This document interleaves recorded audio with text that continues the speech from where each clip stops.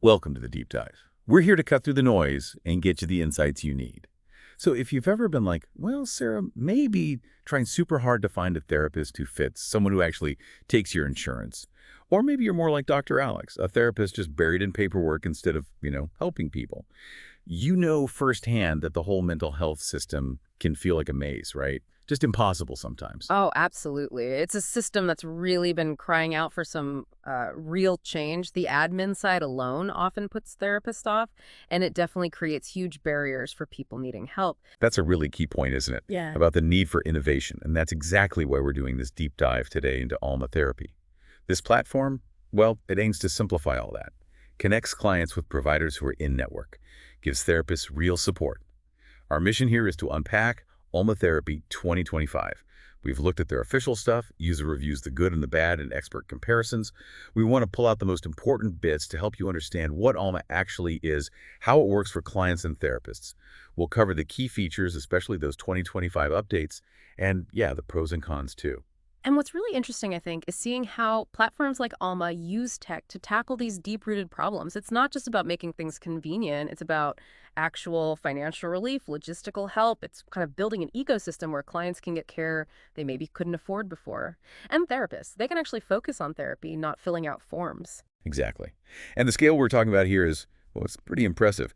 As of mid-July 2025, Alma's got a network of over 21,000 providers across all 50 states. That is a huge footprint. It means more options for you, whether you're that Sarah looking for help or the Dr. Alex trying to build a practice. So think of this deep dive as your shortcut, your way to get informed about a platform that could genuinely change how mental health care happens. Our goal is simply to help you figure out if Alma might be the right choice. So yeah, let's unpack it. Okay, so connecting it to the bigger picture, Alma Therapy, it launched back in 2018. It positions itself as this comprehensive support system. It's membership-based for therapists, and it handles pretty much everything, credentialing, claims, even some client marketing. The idea is to free therapists up to just focus on care, really simplify that insurance billing maze, and help them find clients. And for clients, it means this big, easy-to-search directory of therapists who take their insurance. That sounds like a huge shift for a lot of people, especially for therapists like our Dr. Alex.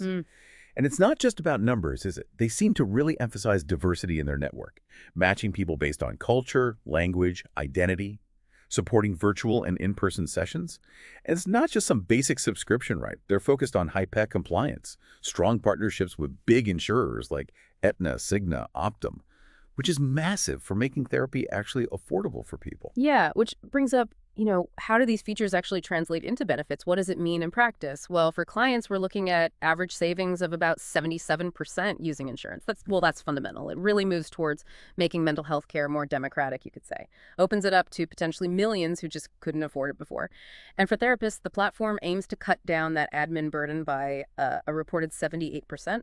Just imagine Dr. Alex getting back nearly 4/5 of the time they spent on paperwork. That's a huge change in how a practice can even function. 78%. Yeah, that number definitely makes you stop and think. So, okay, let's talk features then. What makes Alma's platform tick, especially with these 2025 updates? Well, the core is still that advanced therapist matching. It uses a guided questionnaire, filters, goes beyond just specialty, includes identity, language, gender, race, therapy approach, lots of options. We saw some examples like sample searches giving maybe 745 matches in one area. It's like a tailored search. Beyond that, it integrates scheduling, practice management tools, built-in booking, automated reminders, and high-pay compliant Zoom for teletherapy, which is obviously crucial now. Right. And the admin side, that's often the biggest nightmare for therapists, isn't it? The billing, the credentialing, those seem key. Absolutely. They automate claims, apparently have high approval rates. They handle the credentialing with major insurance companies in about, say, 4 to 6 weeks. Plus, there's this new Notices tool for documentation, which sounds really useful, and seamless EHR integration. That's electronic health record, so client notes and info just flow easily. Okay, that makes sense. And for clients, there's a cost estimator tool, which is great for transparency, free consultations too. They even have a blog with usable articles. Providers also get marketing support, that EHR integration you mentioned, plus continuing education, like through partnerships with NYU and a peer community. Now, for the 2025 stuff specifically, they've boosted their AI for search accuracy by about 25%. That's significant. Added wearable app integrations for tracking, expanded Medicaid options. They're really pushing things forward for access and efficiency. Shows a real commitment, I think. So we've kind of laid out the features, the tech, especially those 2025 improvements. Yeah. But the big question is always, how does this actually feel if you are a client trying to find therapy? What's that journey like? Right. For someone like Sarah, it should make the whole process simpler. You start with that guided quiz or using filters, therapy style, specific languages, things like that. It gives you personalized lists of therapists with bios, specialties laid out. Then you can easily check your insurance using their estimator tool. That's where you see those potential big savings, that 77% average. You book a free consultation, and typically you hear back pretty quickly, hours or maybe a few days, much faster than the old way, often. And the sessions themselves, virtual, in person. Both are options, though, yeah, a lot of people choose online for convenience. You get a dashboard for notes, messaging your therapist, tracking progress.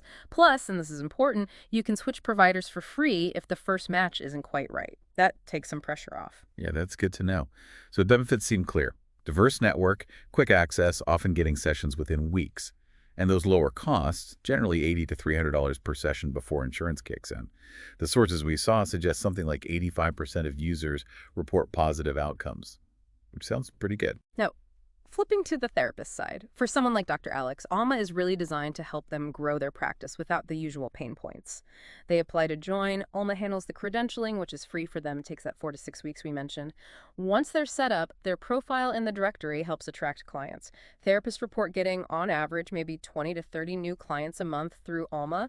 And they still have autonomy. They set their own rates, usually in that $80 to $300 range per session. And that admin ease you talked about earlier, that's crucial, thinking about Dr. Alex again. Yeah. Automated billing, those reimbursement rates that are maybe 1-5% higher than competitors, integrated EHR, streamlined scheduling, it really adds up. It sounds like they're really tackling that invisible enemy of patient care, the paperwork monster. Exactly. Plus, there's that community hub for continuing education credits, webinars, marketing tools.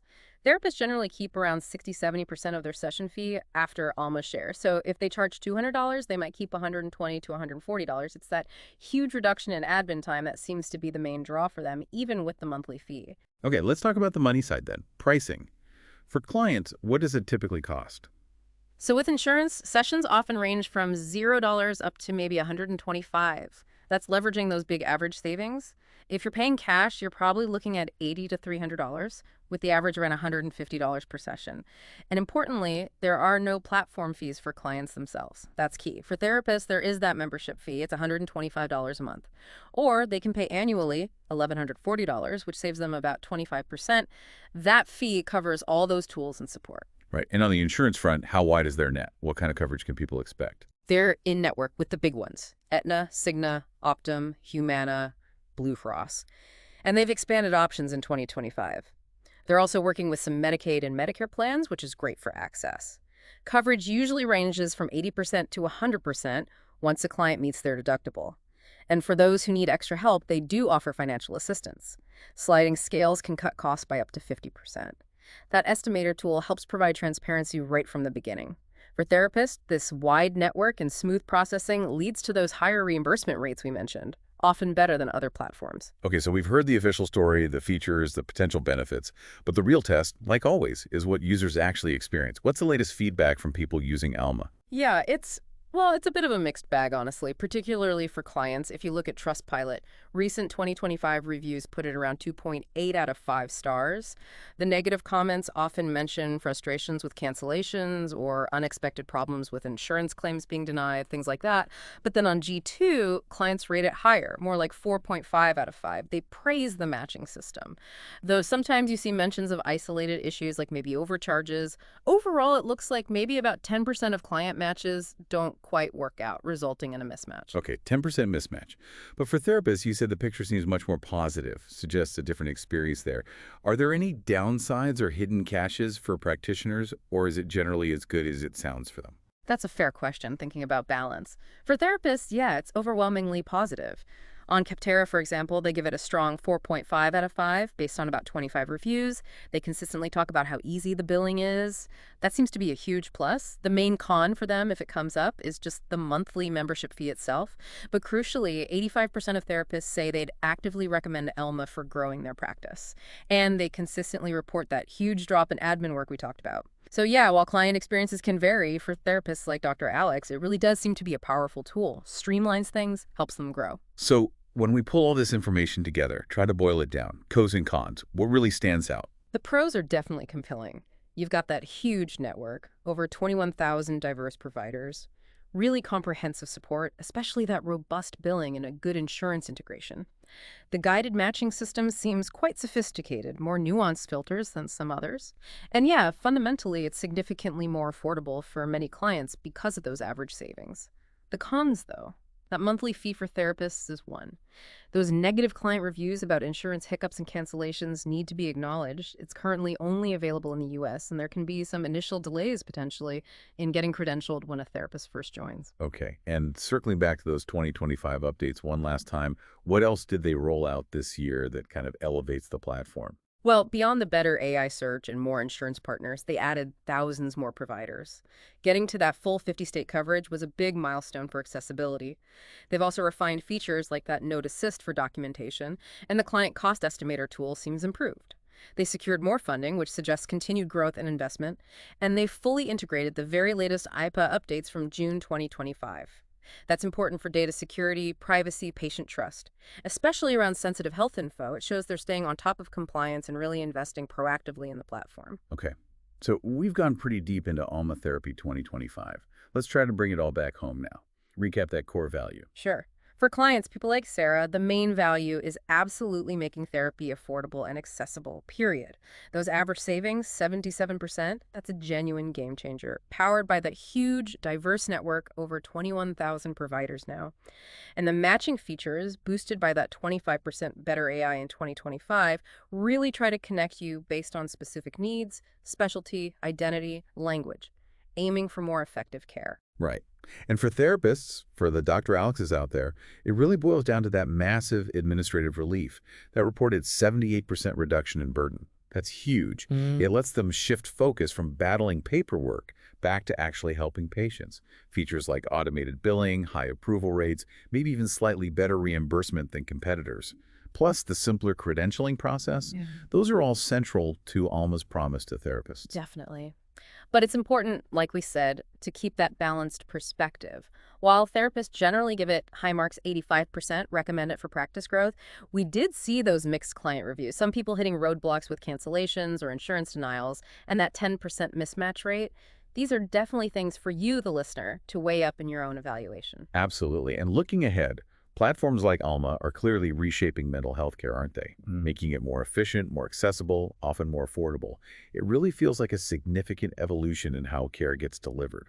Which leads us to a final thought, maybe something for you to think about. In this increasingly digital world we live in, how do we find the right balance between the, undeniable convenience and cost savings of platforms like Alma and the very personal, often deeply nuanced journey of mental health care?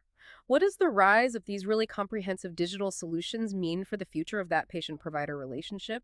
And how does it change what we even mean by personalized care?